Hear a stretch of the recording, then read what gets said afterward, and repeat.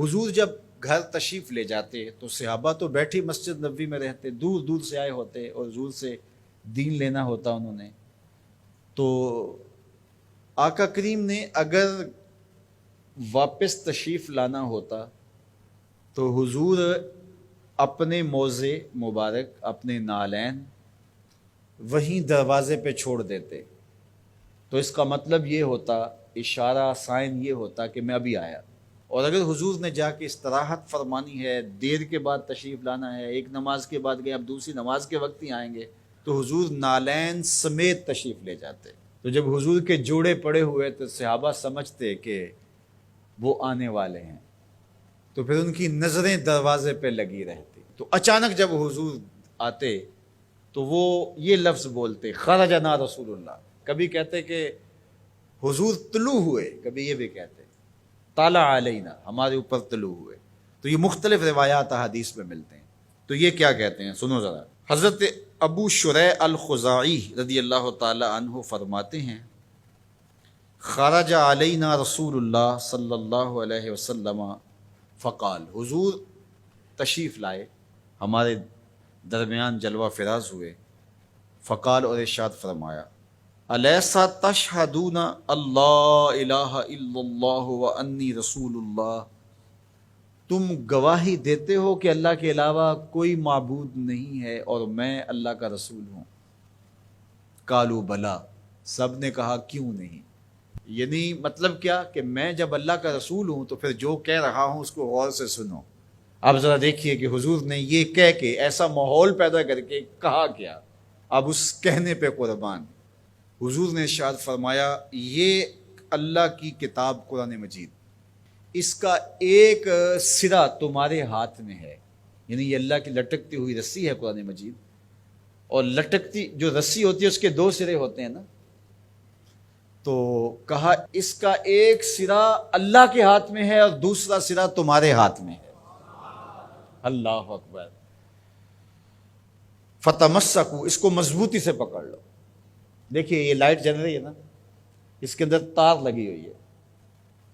تار کا ایک سرا مین پاور ہاؤس سے جڑا ہوا ہے اور دوسرا سرا اس لائٹ سے جڑا ہوا ہے.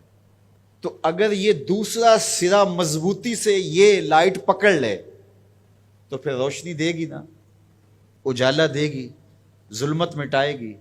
لیکن ادھر سے تو جڑا ہوا ہے، لیکن یہ ادھر سے نہ پکڑے تو بتاؤ روشنی ہوگی. تو کہا کہ قرآن ایسی اللہ کی کتاب ہے، اللہ کی لٹکتی ہوئی رسی ہے، جس کا ایک سرا تمہارے رب کے دستے قدرت میں ہے، دوسرا سرا تمہارے ہاتھ میں ہے. فتمسکو، کہا جوڑ مضبوط کر لو، پکی طرح سے اس کو پکڑ لو. جب پکی طرح سے پکڑ لو گے تو فرمایا فَإِنَّكُمْ لَن تَدِلُّوا، ظلمت تمہارے قریب بھی نہیں آ سکتی، چانن ہی چانن ہوگا، اور کبھی بھی تم گمراہ نہیں ہو سکتے، کبھی بھی ہلاک نہیں ہو سکتے. تو یہ راز یہ لائٹ پا گئی ہے، یہ راز یہ پنکھا پا گیا ہے کہ ایک سرا تو تار کا پاور ہاؤس سے جڑا ہے اور پورا کرنٹ آ رہا ہے، لیکن اگر ادھر سے اس کا کنیکشن کمزور ہو گیا تو یہ چل نہیں پائے گا، یہ روشن نہیں ہو پائے گی. قرآن اللہ کی وہ لٹکتی ہوئی رسی ہے جس کا ایک سرا تو رب کے دستے کرم میں ہے اور دوسرا سرا جو ہے وہ فرمایا تمہارے ہاتھ میں ہے. اور جب اس کو زور سے پکڑا ہوا ہو تو روشنی ہوگی نا. تو جب یہ تصور آتا ہے کہ یہ قرآن اللہ کی لٹکتی رسی ہے، حبل ممدود من السماء الى الارض، آسمان سے زمین کی طرف لٹکتی ہوئی اللہ کی رسی ہے، تو جب زور سے اس کو پکڑیں گے، مضبوطی سے تھامیں گے، ایقان کے ساتھ، یقین کے ساتھ تمسک کریں گے، تو پھر باطن میں چراغاں کیوں نہیں ہوگا، تو پھر کرنٹ کیوں نہیں آئے گا، پھر کیوں جو ہے وہ توانائی پیدا نہیں ہوگی. تو پھر تو ایک عجیب کیفیت پیدا ہوگی نا کہ یہ وہ قرآن ہے جس کا ایک سرا رب کے دستے کرم میں اور ایک سرا ہمارے ہاتھ میں ہے. کتنی خوبصورت میرے حضور نے مثال دی. تو اس سے ہدایت ہی ہدایت، نور ہی نور اور روشنی ہی روشنی نصیب ہوگی.